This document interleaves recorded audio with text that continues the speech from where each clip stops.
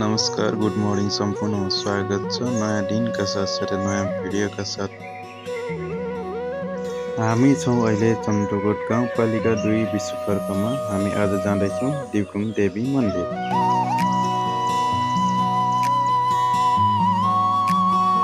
हामी आज दिब्रुङ देवी मन्दिर घुम्न अथवा दर्शन गर्नको लागि हामी पैदलै जाँदैछौँ। उकालो बाटो रहेको छ। हामी हाम्रो गाउँदेखि केही माथि आएका छौँ। हामी थोरै हिँडे पश्चात हामीले हाम्रो गाउँमाथि एक ढुङ्गा देख्यौँ। त्यो ढुङ्गा थियो हामीले बालकपनमा त्यही ढुङ्गामाथि गुच्ची खेल्ने गरिन्थ्यो। अब भने म देखाउँदैछु हाम्रो गाउँभन्दा माथिबाट देखिने केही रमणीय दृश्यहरू।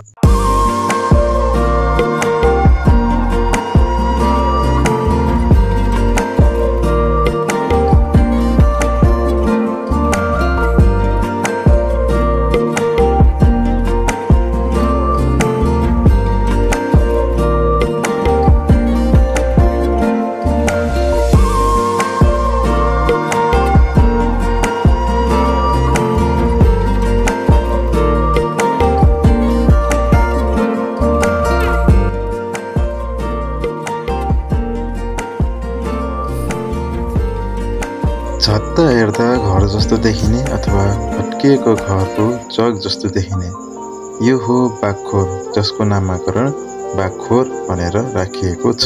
यसलाई हामीले पहिले बाघखोर डाँडा भनेर यो ठाउँलाई चिनिन्थ्यो भने अहिले पनि यथावत नै रहेछ।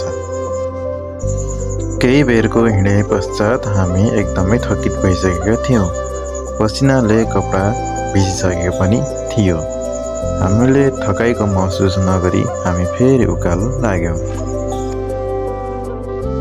हामी दाजुभाइ धेरै पछि भेट भएका थियौँ र यसरी घुमफिर गर्ने मौका पनि धेरै समयपछि मिलेको थियो र हामी दुवैजना फोटो र भिडियोहरू र रमाइला दृश्यहरूसँग रमाइरहेका थियौँ। यात्राकै क्रममा हामीले एउटा डाँडा पछाडि एक सेतो हिमाल तलक्क तल्किएको देख्यौँ र त्यो हिमालको पनि सकेसम्मको भिडियो सामग्री उतार्ने प्रयास गरियो।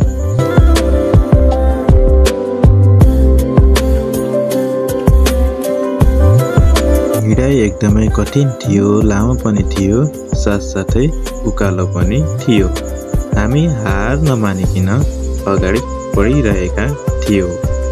अब करिबन मन्दिर नजिक आइपुगेका पनि थियौँ।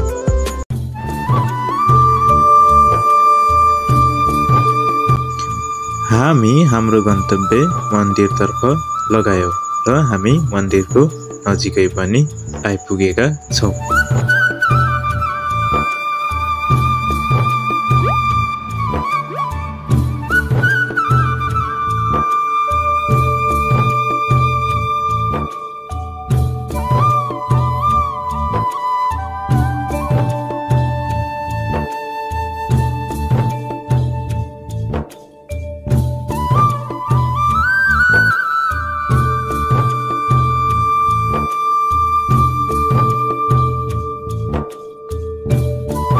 हामीले थोरै तलदेखि देखिएको हिमाल मन्दिरको अगाडिदेखि पनि देखिँदो रहेछ र एकदमै सुन्दर देखिएको थियो।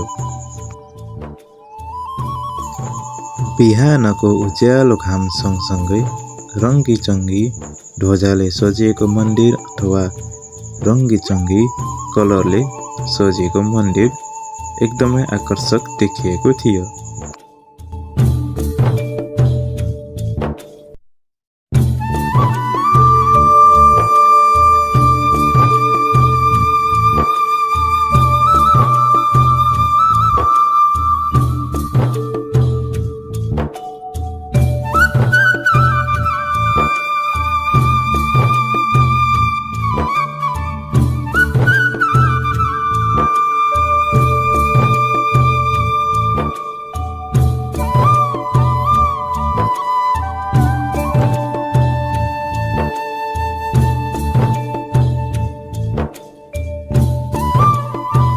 हामीले शिवालय मन्दिर दर्शन गरिसकेपछि हामी लाग्यो अब देवीको मन्दिरतर्फ।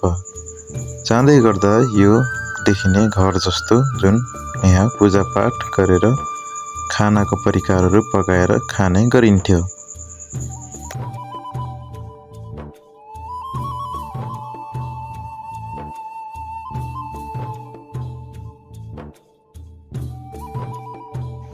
हामी आयौं डिब्रुङ देवीको मन्दिर नजिकै।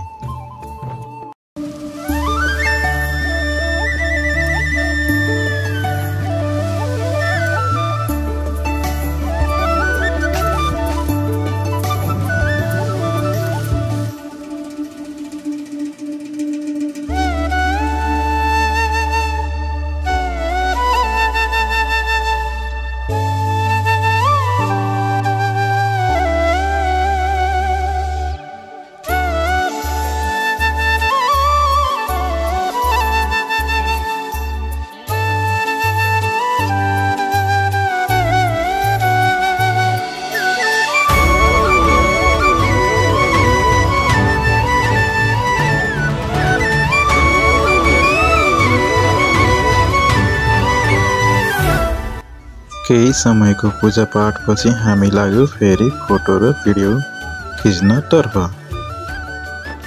यस मन्दिर देवीको मन्दिर भएको हुनाले यहाँ पाठी पूजा, परेवा पूजा र पाडा पूजा गर्ने गरिन्छ।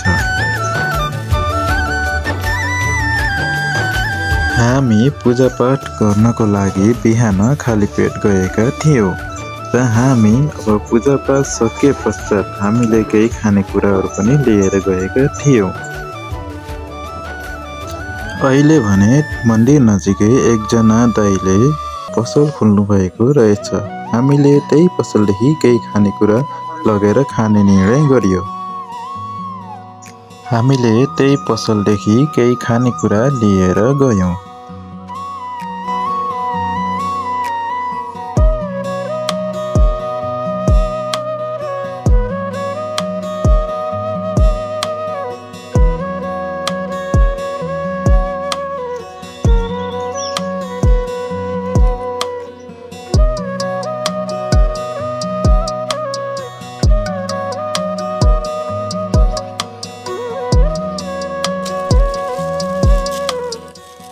हामीलाई त्यहाँ बसेर खाजा मात्र खानु थिएन, हामीलाई एउटा मेमोरी क्रिएट गर्नु पनि थियो।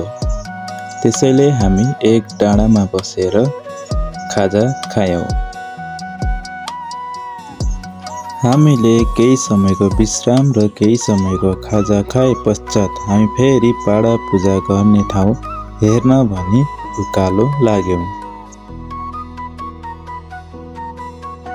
हाम्रो त्यो दिनको हिँडाइ कुनै ट्रेकिङमा हिँड्ने हिँडाइभन्दा कम थिएन। हामी पाडा पूजा गर्ने ठाउँतिर उकालो लाग्यौँ। केही समयपछि पाडा पूजा गर्ने ठाउँ पनि आयो।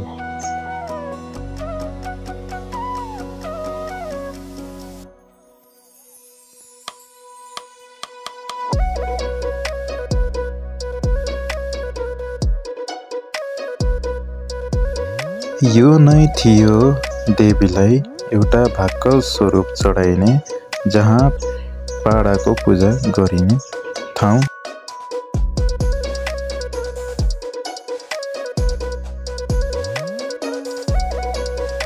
यहाँ पानीको ट्याङ्की पनि निर्माण गरिएको रहेछ।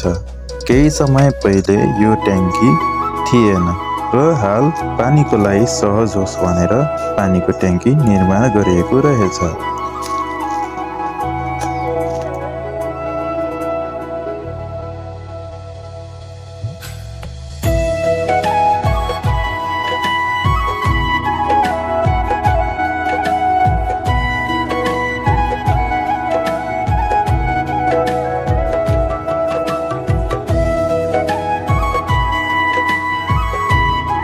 यो थियो डिब्रुङमा अवस्थित पानीको कुवा, जुन कुवामा पानी कहिले पनि सुक्दैन र पानी कहाँदेखि आउँछ भन्ने पनि थाहा हुँदैन र हामीले 1-2 बोतल पानी घरको लागि लिएर आयौँ।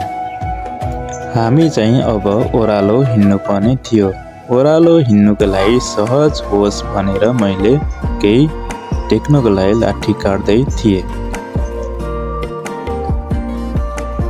हामी हाम्रो घुमफिर अथवा पूजापाठ पश्चात हामी त्यो दिनको रमाइला पलहरूलाई मिस गर्दै हामी हाम्रो घरतर्फ लाग्यौं।